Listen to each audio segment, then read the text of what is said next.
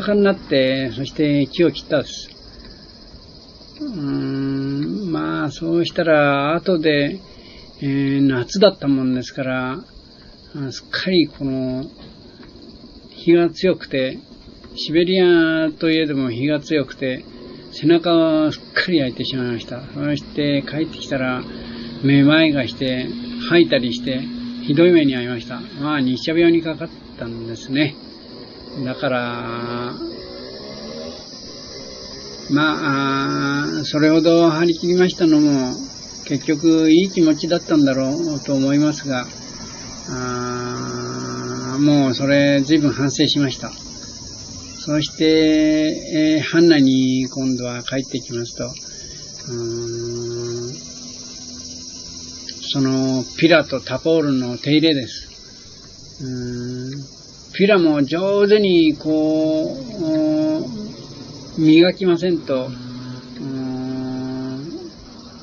その次の時にはよく切れなくなって非常に難渋しました。それで目立てをする人はとてもこう重宝がられましたね。その人一人っかいいなかったんですね。それは昔木こりをやってたかなんか製材所にいたかなんか千葉県の人でしたけども、その人が上手にこの目立てをやるわけです。僕もその目立ての方法を覚えようと思いましたけども、何しろ秘密にしてまして、教えてくれませんね。見てたんですけどもどうしても覚えられませんでした。上手にこの刃の通りヤスリをかけりゃいいんでしょうけれども、そのヤスリもありませんでしたし、どの程度やっていいのか分かりませんし、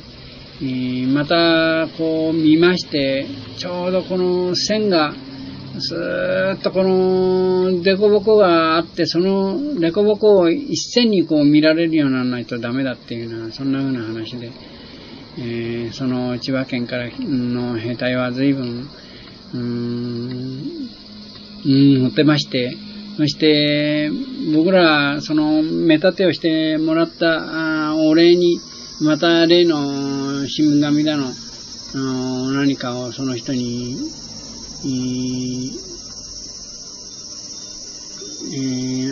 あげたことを覚えています。それからその人は将棋がすごく強くて、いざとなったらかけるんですよね、食べるもの。そうしますとすごく強くなってしまって、ずいぶん変なやつだなとこういうふうに思いましたけれども、話もなかなか面白くて、化け物の真似をして、そして近所の人をどかしたとか、そんなふうな話をして僕らを楽しませてくれましたけれども、僕も一回それと将棋やりましたが、将棋の駒をとにかく作るわけですよ、紙でね。それでやるわけです。やっぱりその人は私より上で、そうですね、なんか取られましたよ、やっぱり。食事の半分ぐらいは取られましたかね。全部やるわけにいきませんから、半分だけという約束でパンの半分を、その人に、進呈しました。まあその人は口にちょびひげ生やかしてましてね、なかなかがっちりした人で、僕らよりも年齢が上だったかもわかりません。まあそういう兵隊がいたし、リウマチを患う例の山本っていう人もいましたし、いろいろの人間がいました。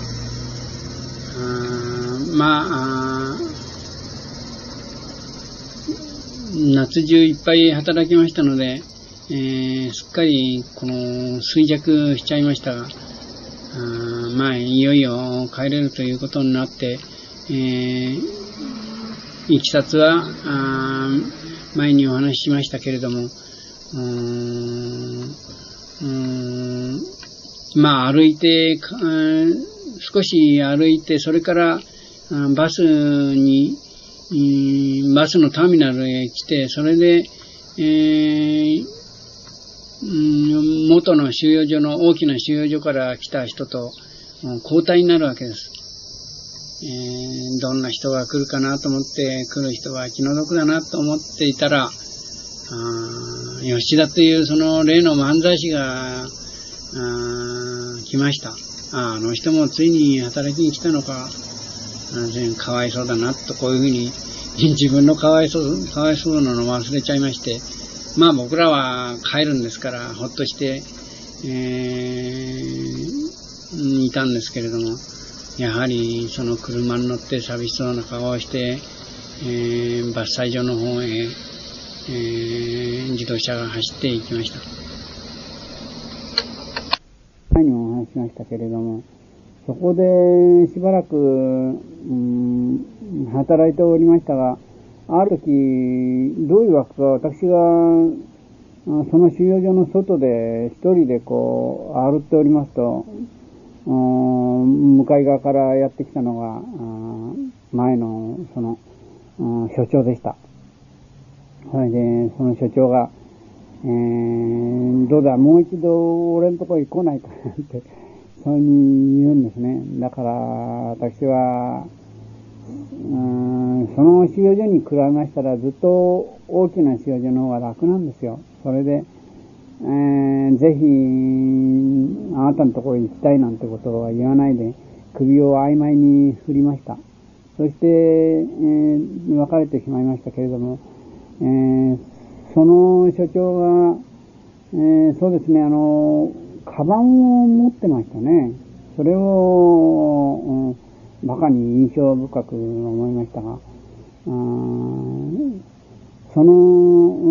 前にその所長のところにおりましたときに、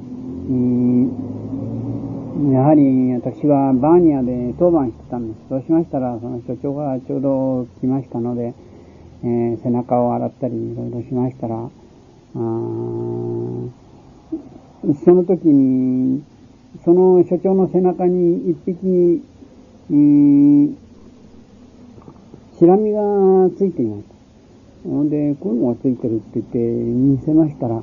所長がこう変な顔をしまして、むにゃむにゃっとこうなんか言いました。まあそれでニヤニヤ笑ったんですね。それからたびたびその所長の背中を流すようなことがあったんですけども、友達が所長に、何もくれないかってこう言うわけです。俺は何ももらわないよってこう言いました。請求したこともないよってこういうふうに言ったんですけれども、いや、所長は背中流させると必ず一本タバコをくれるって言うんです。で、僕はタバコを吸わないもんですから、そんなこといいなと思ったんですけども、これはタバコをもらってみんなに配給すればそれがいいんだなと思いましたんで、ある時にタバコを一本くれってこう言いました。そしたら、所長がちょっと、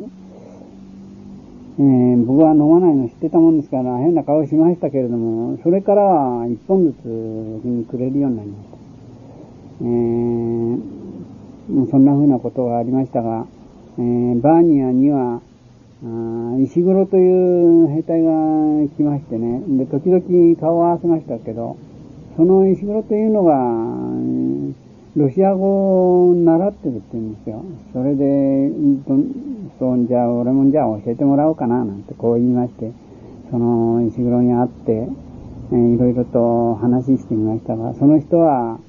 名古屋のそばのイーホーとか言いましたね。その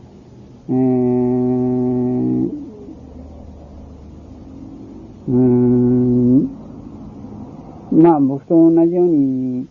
せっかくかソ連に来たもんだからロシア語でも習おうと思ってそうに言ってるんです。でその人は商業学校を卒業した人でしたが、バーニアのことについて話しましたら、バーニアっていうのは小さい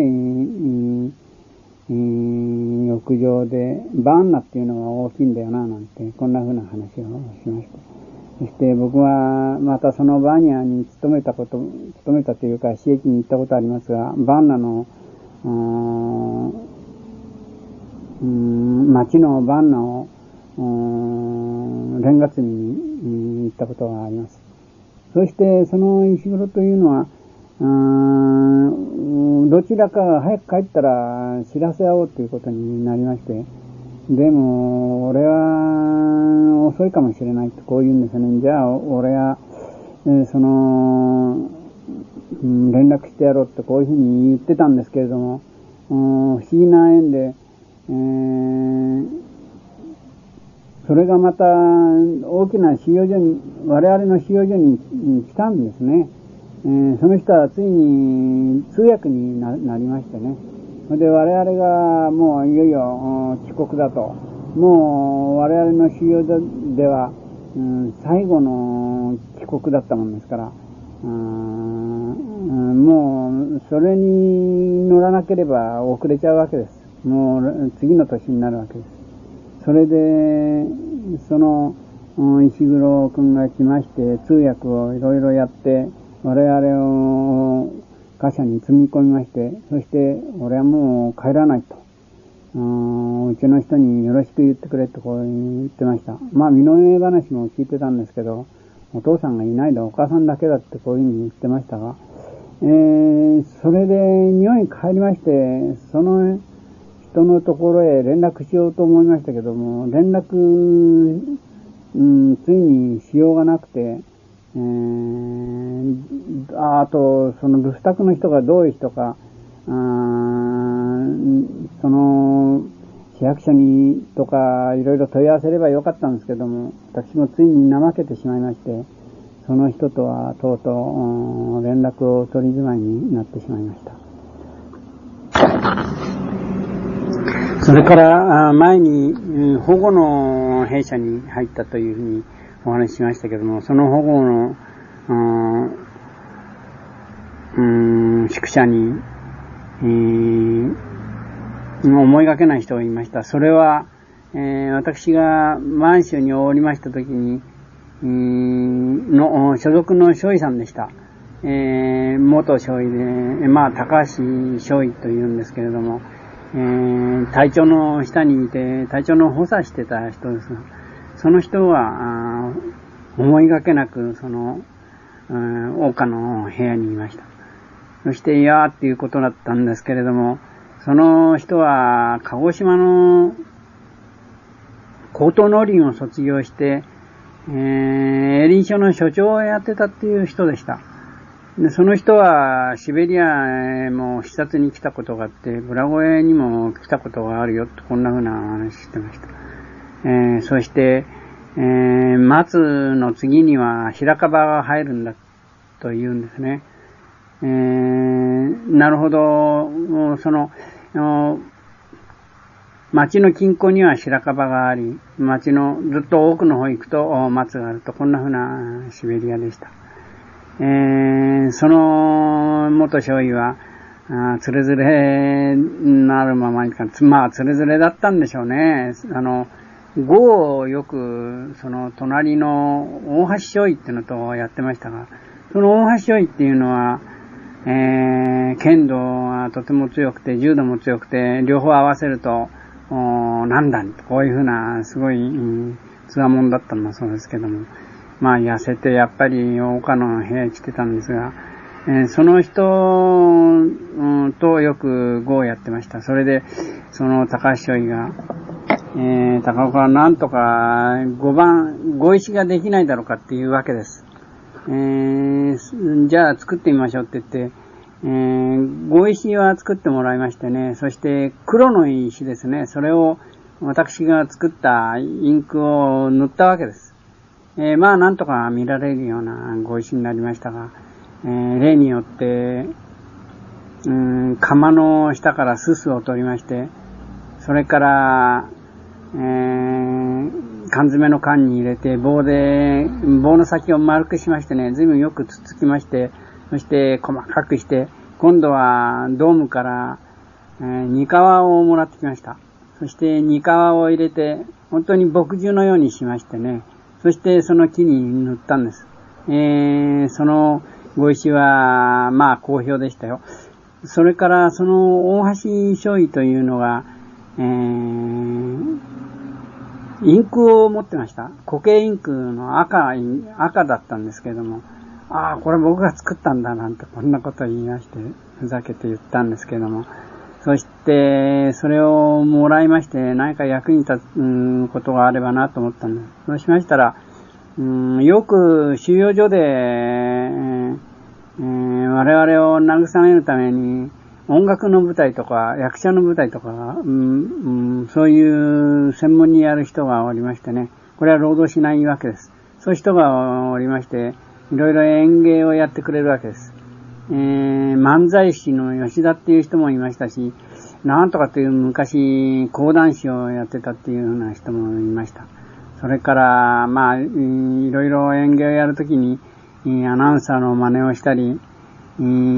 よく、ちゃっきり節を歌った女みたいな兵隊がいました。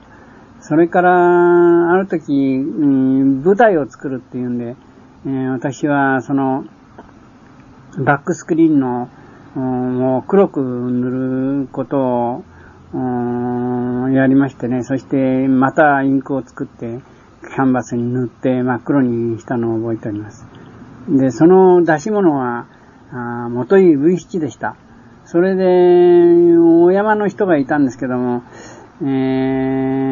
口紅をつけた方がいいって言うんで、それを、私が口紅を作ったんですけど、その、お足商品の、にもらったインクにワックスを混ぜまして、そして、口紅を作ったんです。それで結構楽しく元井文七の女をやりましてね、みんな喝采したもんです。ところが、また奇遇でしたね。ナホトカへ帰りまして、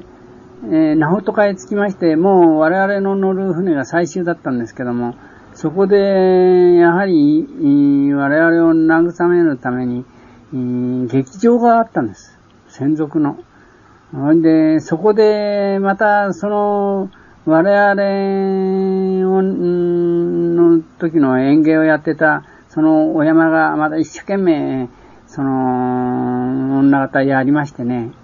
みんなから喝采を博してるって言うんです。その人はもう、日本へは帰る考えがないらしいっていうような、こんな話を聞きましてね、なるほどな、奇遇だな、とこう思ったわけです。それから、収容所、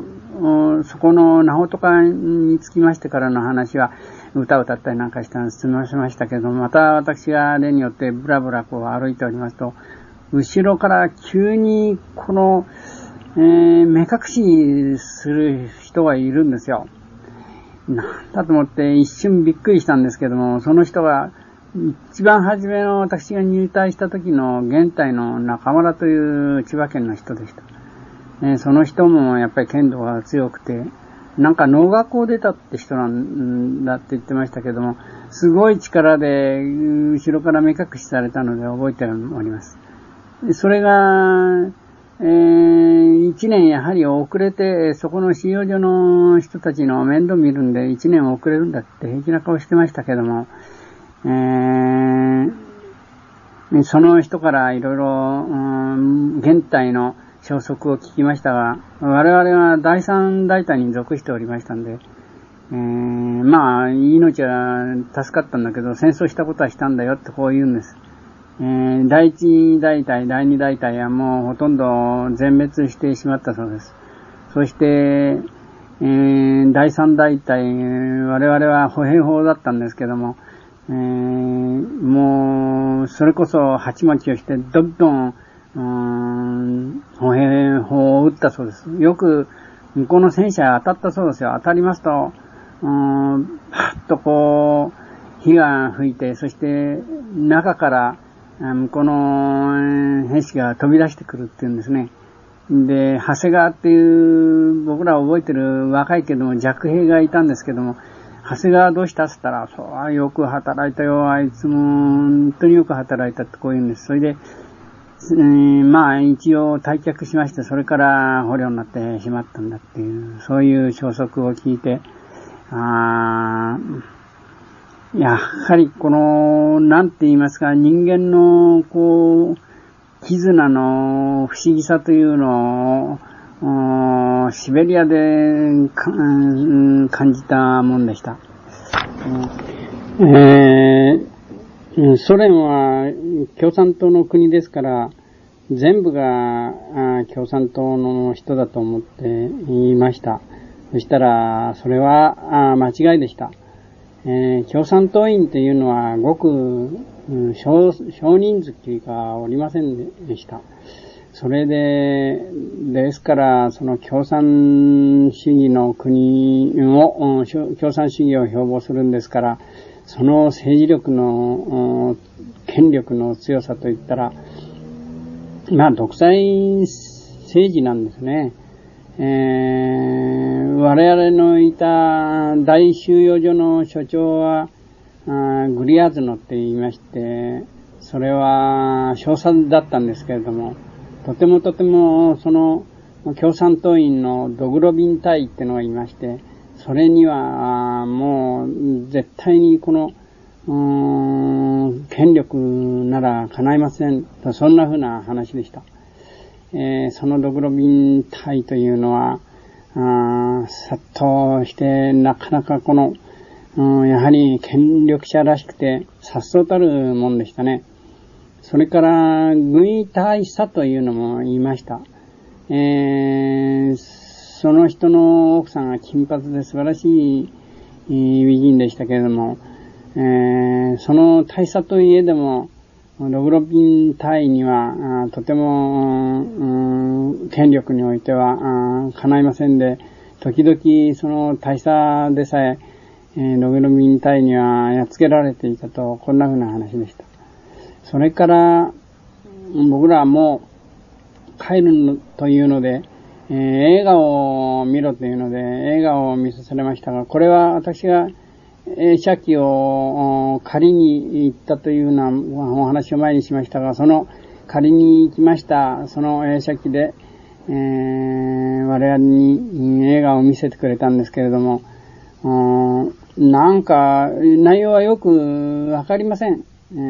ロシア語そんなに頼んでありませんし、ただ光ということをなんか言ってましたから、これからの巧妙を見出そうというようなそんな話じゃなかったでしょうか。機械を見ますと、機械にレニングラードと、こんな風に書いてありましたから、レニングラードで作ったんじゃないかと、そんな風に思います。なかなか初めはうまくいったんですけど、時々調子悪くなりましてね、なかなか映画を見るのも楽じゃないなと、こんな風に考えたことを覚えております。の話がありました。この人はまた小柄な、割と体格のいい人でしたけれども、これは本部から来たんだろうと思いますが、ジェスチャーたっぷりで、初めて欧米人を見たような感じがしました。割とジェスチャーなんか使わない人たちがソ連の人は多かったんですけども、この人は身振り手振りでなかなか、いろいろな話しましたが、実際内容はちんぷんかんぷんでした。よくわかりませんでした。帰ったら一生懸命働けという、ことでしょう。それと、炭酸とかいうのがありましてね。いつか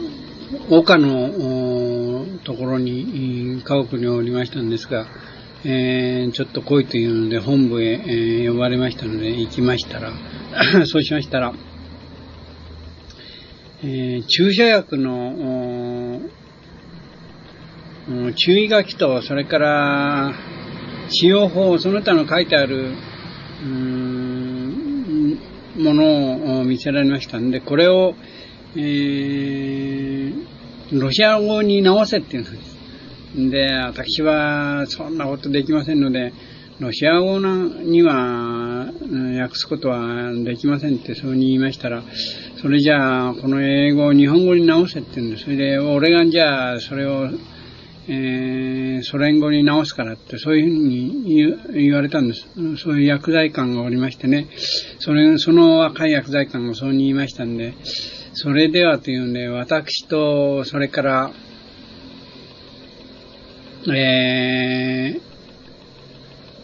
秋田中学の英語の先生だっていう村田という人でしたが、その人とじゃあ二人でその英語を訳そうっていうわけです。それで訳しましてね、そして、その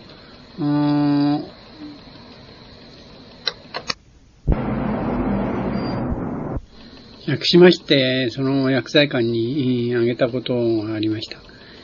それからまた、その、ドームに行きますと、そうしますと、いろいろな商売の人がいて働いていました。そこへ行って、つまり、家具を作ったり、洋服を作ったりしたりしておりましたので、そこから例の2課をもらったんですけれども、ある時行ってみましたら、女性が、ソ連の女性が、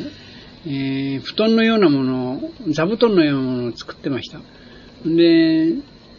見てましたら、ソ連の女性は、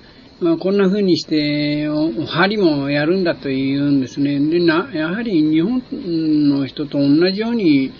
やってたように思いました。それで、その人が自分のことを、ロスケって言うんですね。本当にロスケっていう風に聞こえるんですよ。ロスキーって僕は言うんだと思ったら、ロスケって聞こえました。ですから、昔、ソ連の人々、日本人が、ロスケと言ったのは間違いじゃなかったんじゃないかっていうふうに、こんなふうに思いました。それから、また、ソ連人、そこのドームには洋服の職人がいたというふうに言いましたけれども、ドイツ人がおりまして、そのドイツ人は元ボクサーだったっていうんです。俺はいつかソ連人をやっつけてやるんだって言って、なかなか一気盛んで、そして、こう、殴り倒すジェスチャーなんかやりましたね。そんな風なこと。あとは、ドイツ人と前に、パン工場が焼けてしまったっていうふうにお話ししたことがあって、そこにはドイツ人が働いたと言いましたけど、ドイツ人と臭い仲と言いますか、ちょうどその人が、ドイツ人が便所がおりまして、僕はすぐその隣へ座りました。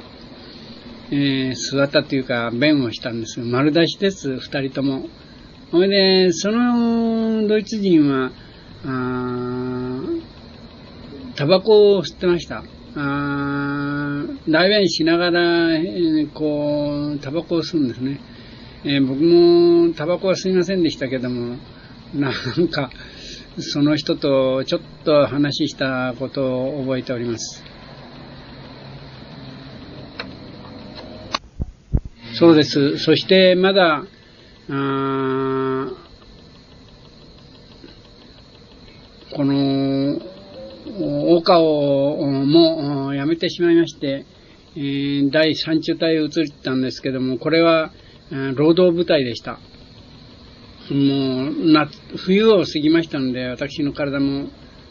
冬から5月ぐらいになりますと、もう体が回復してきましたので、第3中隊へ移ったんですけども、そこではこれから山へ行くというのに割とのんびりしておりました。それで私はそこの、高橋という中尉さんの当番兵だっていうふうなことになりましたけども、もうそんなふうな昔の全然どこの部隊の中尉さんだかわかんないそういう人にはやはり親しみがなくて何もしてあげることできませんでしたけども、いつかおい当番兵なんて言われましたんで、はぁなんて言ってびっくりしたことがありました。それでしばらく経ちますともう、階級賞を取らなければ帰れないということで、その自分まではまだ、階級賞をつけてた人がいましたけれども、全部階級賞を取ってしまいました。そして、できるだけ楽しくしようと思ったんでしょう。前の岡の部屋では碁をやってましたけれども、今度はその、ロド舞台に参りますと、麻雀をやってる人がいました。見ますと綺麗にマンズだとか、ピンズだとかソズだとかちゃんと綺麗に書かれて本色のように彫ってありました。ただこの黒い字が黒というのはインクでも難しいんですね。塗料でも。それで私が加わったって言いますか、黒いインク作れるもんですから、おい、黒いインク作れっていうわけで、はいっていうのを、そうして私が作りましたら、なおと一層この黒が入りましたので、綺麗な、麻雀牌ができました。皆さんはみんなですね、楽しんでたようです。それから、作業の分担とか作業人員を、管理の兵隊がおりまして、そして